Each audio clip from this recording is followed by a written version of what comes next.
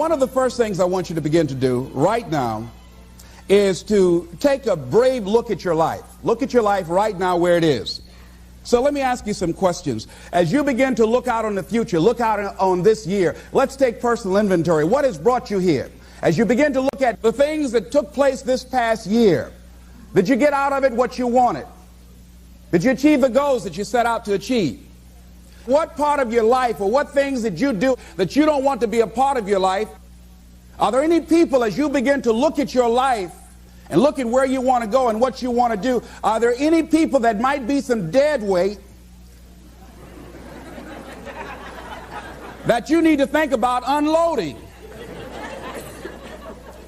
Because what you have found through that relationship, that it's more toxic than it is nourishing, it's more debilitating than it is empowering, and so now you've got to make a decision. See, many of us won't be able to move forward because we're not taking true inventory of our lives. As you begin to look at your emotional, your spiritual, and intellectual development, how many books did you read? How many seminars did you attend? How many classes did you take to begin to develop yourself professionally, to improve your craft or your skill? How many new things did you learn? Just take some personal inventory, just thinking. Beginning to know yourself. What are the things about your past that has influenced you right now? What's your philosophy of life? What are your beliefs, things that you feel very strongly about? What are some of the things that you have picked up along the way that you've been doing them for so long you think that they're you, that you need to begin to re-examine them and perhaps get them out of your life? See, a lot of things we're doing, we do unconsciously because we picked it up somewhere in life. A friend of mine out of Chicago named Rhea Steele, I was at her house to have dinner, and Rhea, who was born in Chicago, has a tremendous southern drawl. After I met her mother, I said, where did Rhea get her southern drawl from? She said, my sisters came up from Kentucky, and they used to be her babysitter. And she picked it up while in their presence. And Rhea still has that drawl. What is it that you've picked up somewhere in life that might be a liability to you? What fear, what beliefs that you're holding on to tenaciously that's no longer allowing your life to work? It's not enabling you to produce the results that you want to produce in your life. And you're still clinging to them. See, as we go into a new world, there's some old behaviors that just won't fit. What are the events? What are the circumstances? What are the people that have shaped you? Just thinking. What are the things that you need to let go? Some things that have cost you pain, that's stifling your growth and development. What are those things? As you begin to look at your profession or your career, what is it that you need to do to begin to upgrade your skills or your knowledge, to continue for you to be competitive in the marketplace? As you begin to look at yourself and ask some of these questions, what is something that you're good at? Are you living your passion? Are you living your dream? What do you regard as your greatest personal achievement? What is the one thing that other people can do to make you most happy? Just think about these things. What would you do if you had 1 year to live and guaranteed success in anything you decided to do? What would that be? What would you do with your life if you had it to live over? Getting to know yourself. What is one value, one deep commitment from which you would never bulge? What is one cause that you would like to become involved in to make a difference on the planet? I work in the Cook County Jail in Chicago. It gives my life a great deal of joy and fulfillment. Have you found something like that in your life that you could enjoy doing, working with people? I have a friend that's working with physically handicapped people. She said it's been the most rewarding experience she's ever had. She used to be a constantly depressed individual, always feeling sorry for herself. It has changed her life.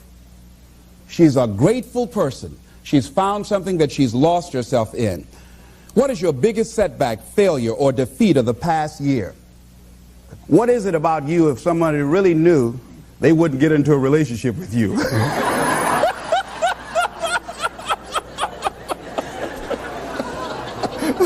Now don't go tell it. But once you acknowledge what that is, then start working on it and changing it. Change that. It's easy to blame the other person, but start taking ownership for where you are. Are you proud of how you have been living your life? Have you explored your natural talents, your gifts, by enthusiastically trying a variety of activities? Ladies and gentlemen, a lot of us have so much talent and abilities, we just put them back on the back burner or just left them aside someplace. Never did anything with them, never brought them out here. Used to do them extremely well in high school or college, or just had a natural gift and never did anything with it. What are you sitting on? What gifts are you sitting on? Have you resigned yourself to a life feeling that nothing can be done to change your future or your circumstances? Have you been afraid to try something different because you're afraid of how people will react to you or what they will think? Those are some of the things that I suggest that you begin to answer yourself. Now, here are some things that I suggest that you begin to look at working on to develop your character. Some things that will give you some personal strength. Webster says character building activities. He says character, the pattern of behavior or personality found in an individual or group. Moral strength, self-discipline, fortitude. That's what's going to be required in order to begin to manifest your greatness. Now, looking at yourself, one of the things I'm suggesting you look at, what is it that you need to be in the process of doing more of or less of? Like being more direct. So I used to have a problem of not telling people what I actually thought because I didn't want to hurt anybody's feelings. Saying no without feeling guilty. More focused. So I used to be the jack of all trades and master of none. Used to do a lot of things. One year I decided to do one thing well. I looked at all of my talents and I decided the strongest one, my ability as a speaker, that's the one I'm going to focus on. But I'm capable of doing a lot of other things. But only when I decided to focus did I begin to reap the rewards of my talent. And then after you do that, you can begin to expand and use the other talents that you have. Deciding to keep your word. If you just decide, I'm going to keep my word. If I say something, I'm going to do it regardless. Being more considerate. More trusting. More disciplined. Being less fearful. Being more adventurous. Find something that you can look at your life that you say, hey, I know I've got a problem in this area. Being late. I need to take care of that. Procrastinating. I need to deal with that. Not taking care of business. Being seriously not serious. Creating an imbalance in my life where I'm spending more time looking at television or having social fun and not spending enough time working on me. See, most people, ladies and gentlemen, spend more time working on their jobs than they spend working on themselves. They work harder on their jobs than they work on themselves. And whatever we achieve in life, whatever we create, whatever we're able to manifest comes out of the human mind. Now I want you to think about 5 things that if you had the courage to do them, it will give you a feeling of satisfaction and self-respect. Think of 5 things that if you had the courage to do those things, you would feel a tremendous feeling of satisfaction within and self-respect. Take the time to write those things down, whatever they might be to you. It might be in your personal life. It might be in your friendships, your family relationships. It might be in your business. I was negotiating with a friend of mine that I admire a great deal. And this person went back on their agreement. And I did not challenge them on it. Number 1, because of my admiration for her. Number 2, because I really wanted the business, and I think she sensed that. So I didn't want to seem too picky, and I was nervous about it. And I was cowardly, because I should have said, listen, that's not what we agreed to. I should have called her on that. But I didn't want to look bad, or to appear to be negative, or risk losing the business. Look at 5 things that if you had the courage to do those things, that you would do those things. A lot of people say, well, I've been like this all my life. I just can't change. This is the way I am.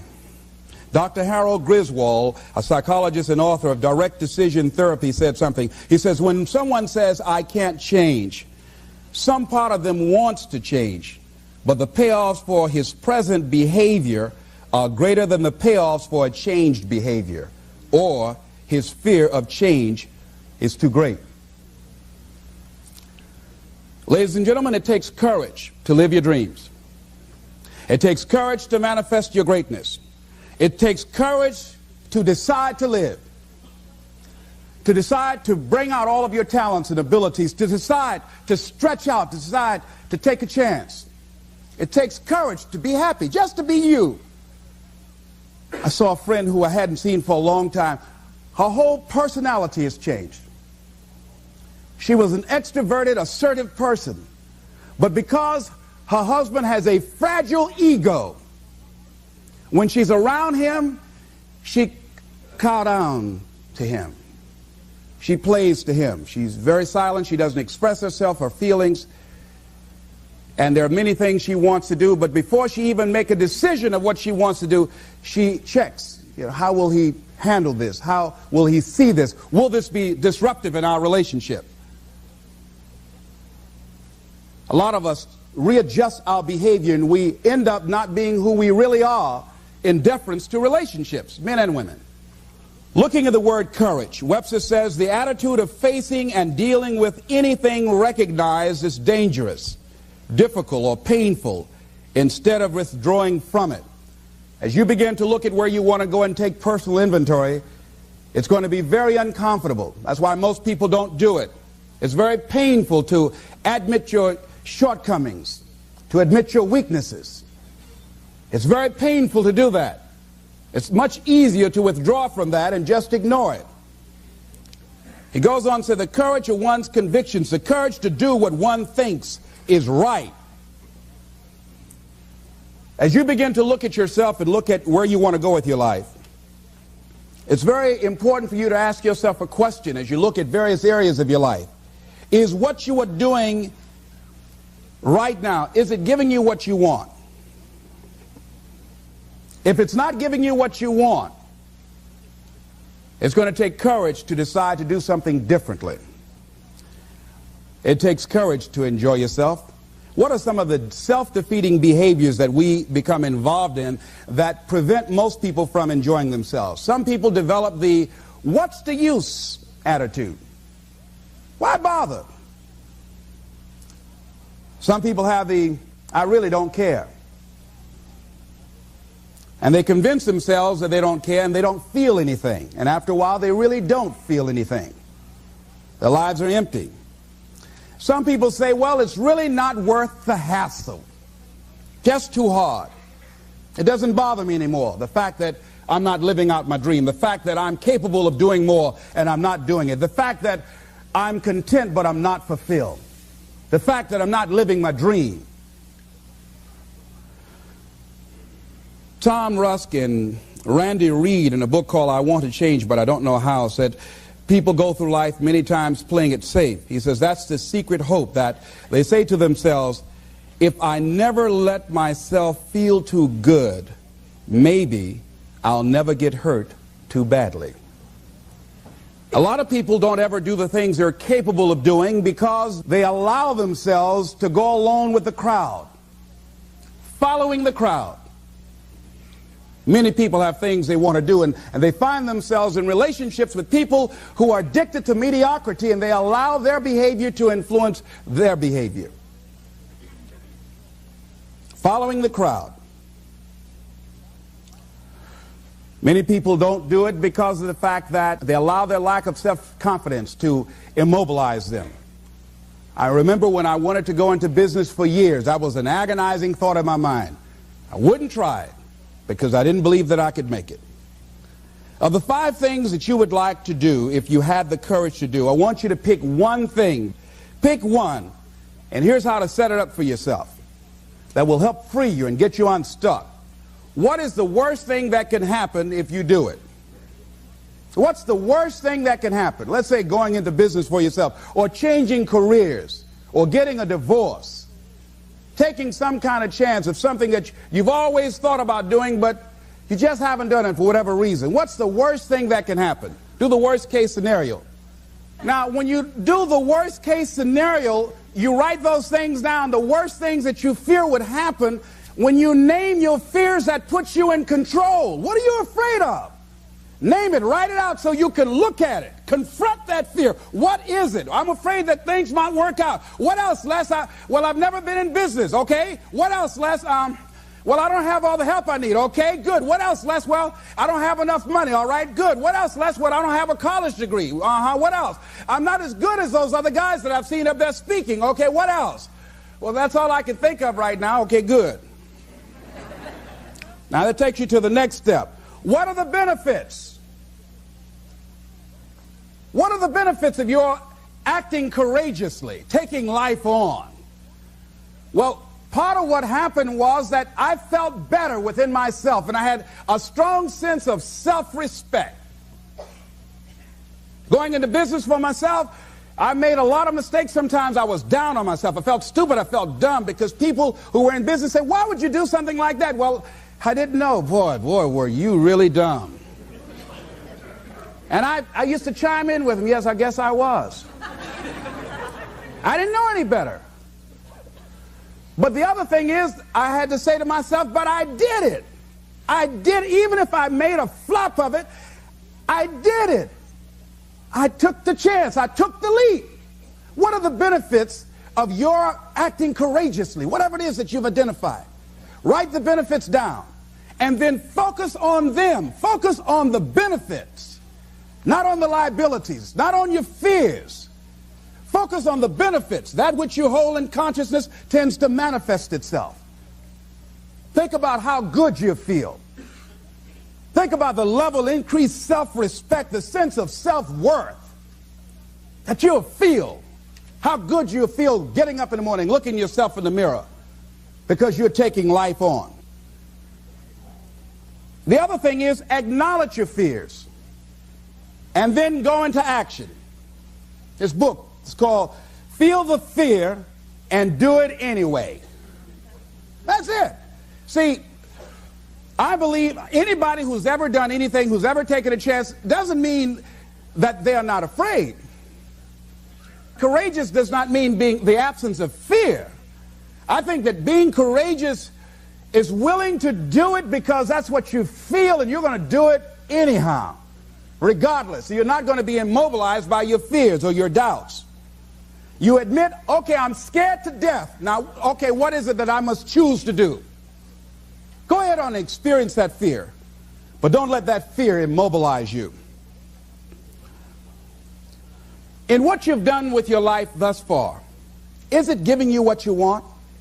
Is it giving you what you want? When you look toward the future, when you look at all that's going on out here, is there some place within yourself you say, hey, I know I need to be out there in that arena. I know I can do more than what I've been doing. I know there's some great music that I have within me that I haven't brought out here yet. Is that something that you begin to look at within yourself? So I used to do that, and I used to go to big rallies and see guys up speaking when I wasn't courageous enough to go out there and say, hey, my name is Les Brown, the motivator, Mamie Brown's boy, I want to talk. I would never do that. I'd just be back there looking at them and want to get their autograph and would say, can I meet you, Mr. Waitley, or can I meet Mr. Zig Ziglar? Please tell him, who are you? Oh, Les Brown. Because I felt within myself I was a nobody. So who am I to go talk to these guys and go get their autographs? I like to do what you do.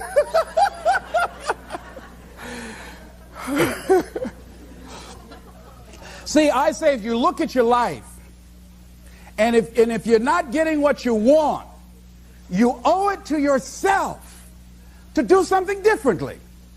If you're on a job, 85%, they say, of Americans go to jobs that they're unhappy. If you're doing something 8 hours a day that you don't like, it's not giving you what you want, it's not giving you a strong feeling of satisfaction and fulfillment, you're miserable, you hate to go there, you're depressed just thinking about it. You sing the Thank God It's Friday song every week.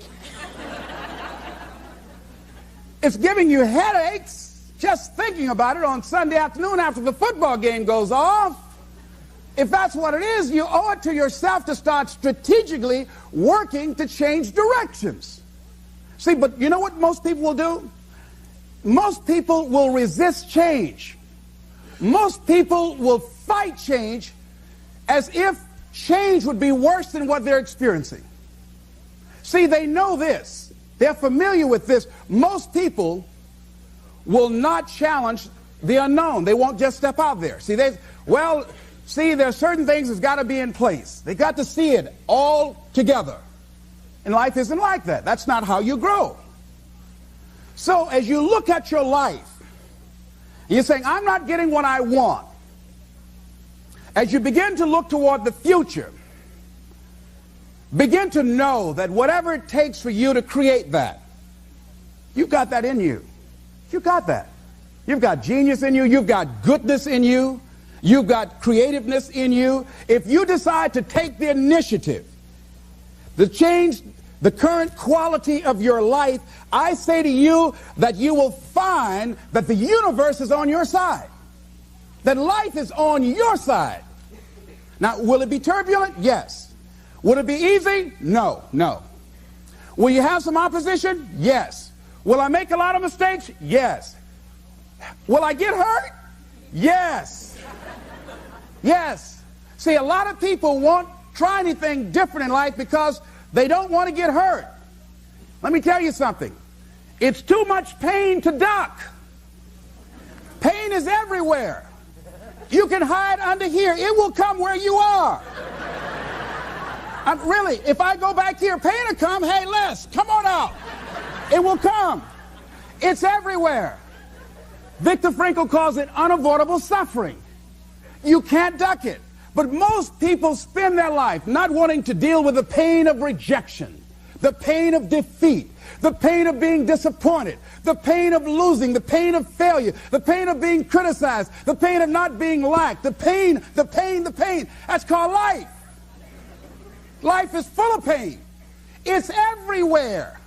But guess what? There's no gain without pain. Now, if you're going to hurt anyhow, get some yardage out of it.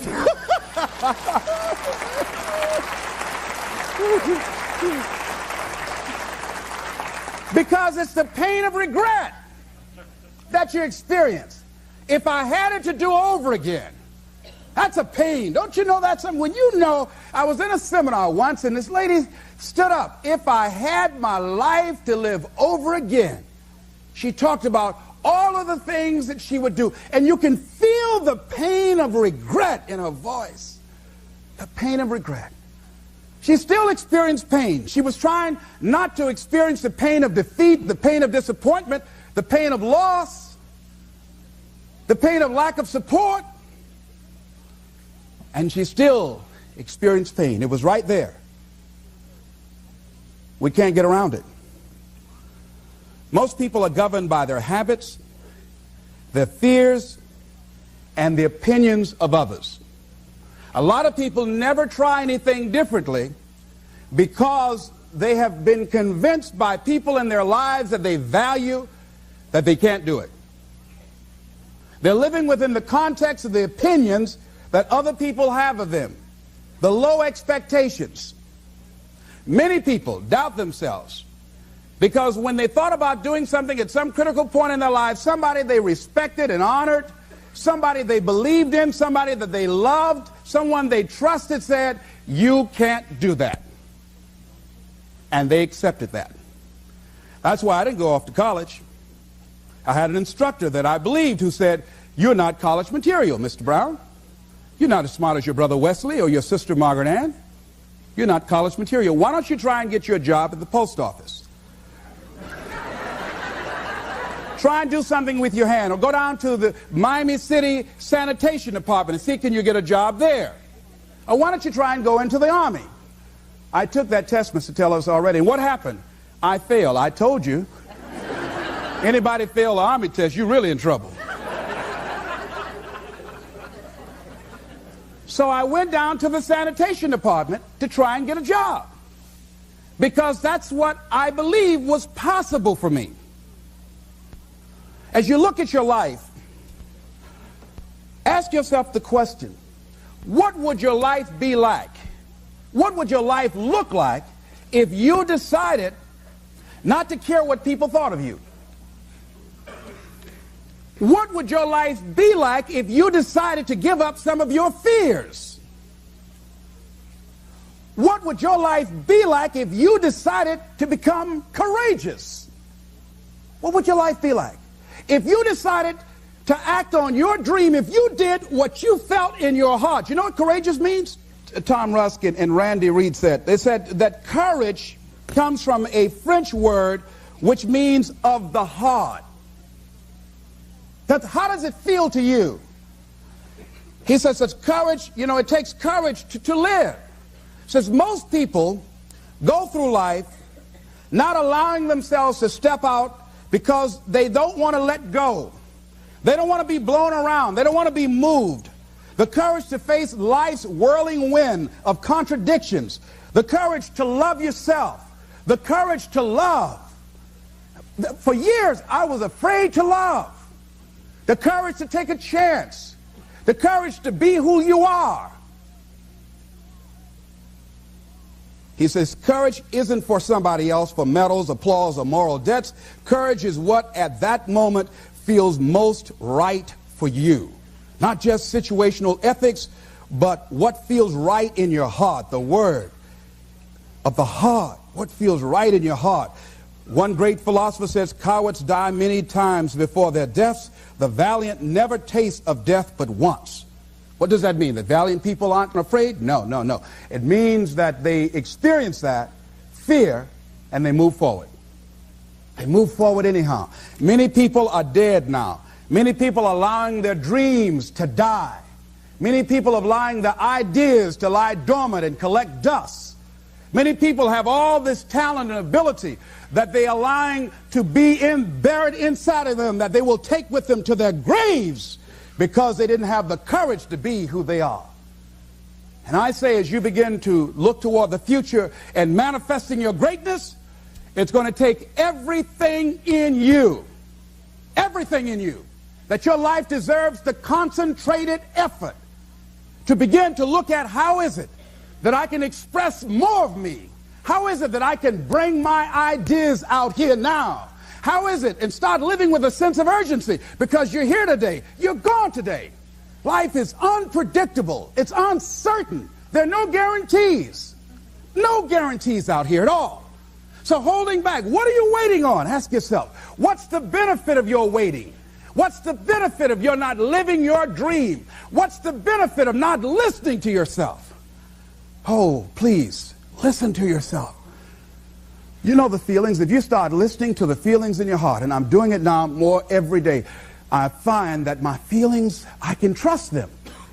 And I say to you that as you look toward the future, you look at life on a daily basis, if there's something that you have been given, if you've heard something within yourself that you know that what you're doing now doesn't fit for you, it doesn't work for you, it's not giving you what you want, and there's something else that you want to do, don't allow that inner doubt in you to talk you out of it, to build a case on why you can't have it, to tell you why you're not good enough. You ignore that inner voice and all of the external voices. Don't judge the possibilities for what you can do based upon the circumstances, because the circumstances won't determine who you are. Don't determine what you're able to do based upon your resources. Don't determine what's possible for you based upon where your life is right now. Where your life is right now is not you. That's just what it is right now. But the possibilities for you are unlimited. If you're in a rebuilding process, it's unlimited. If you're coming back from adversity and devastation, it's unlimited of what you can do. That's the capacity of human beings. It doesn't matter how many mistakes you've made. It doesn't matter how many flops you've had. It doesn't matter how much money you've lost. In fact, I see it only as an investment of what you learn from life. Not losses, but investments of what's possible for you. And I say to you that once you start listening to yourself, and as you begin to act on your dream, as you start just trying to find your way, doing what you can with what you have, you will start seeing things opening up for you. You'll start attracting people. You say, where'd they come from? Things will start coming together, clicking for you. You say, whoa. You start brainstorming. Ideas will come out of nowhere as you focus on it. The key to it is to begin to focus on what it is you want to do. Why, Les? Why is that important? Because as you focus on that which you want to do, that which we focus on, that which we give our energy to, it will begin to multiply. It will begin to expand. It will begin to develop your consciousness. And out of that comes your greatness. Out of that comes a commitment. Out of that comes a passion for life. Out of that comes a special power that you have in you that you haven't even called on yet. See, the powers that we have will never reveal themselves if we don't challenge them, if we don't put ourselves in a position where we have to use them. So one of the most important things is reading a book that's a really interesting book called Instant Millionaire, and the guy said, put yourself in a position where you can't retreat, where it's do or die, sink or swim. Here's what you'll find out. You'll develop incredible swimming skills. Or swallow half the pool of life. You'll find yourself stroking unlike you've ever seen before. Through the inspiration of desperation, you'll become more creative than ever before. So what is it? How do we handle that whole piece? Throw your whole self into it. See, most people go at it tentatively. They don't give all their stuff. They don't concentrate. They don't put everything they've got in them. One guy wrote a book called All You Can Do Is All You Can Do. And all you can do is enough. But he said, make sure you do all you can do. And if we're honest this evening, we know that we haven't done all we can do. So as we look at the future, we can decide that from this day forward, as I look at my personal relationships, if I look at my professional relationships, if I look at my family relationships, as I look at all the dimensions of my life, looking at myself mentally, emotionally, and spiritually, I'm going to do all I can do to develop me, to bring my talent out here, to make a contribution to life. I don't know what you want to do. Here's what I know about you, that you've got greatness within you. As you look toward the future and developing your greatness, begin to know that your life is worth the effort. Is it easy? No. Is it worth it? Yes. Yes, your life is worth it. And so it is. This is Mrs. Mamie Brown's baby boy, Leslie Calvin Brown, saying it's been a plum-pleasing pleasure as well as a privilege. Thank you all here.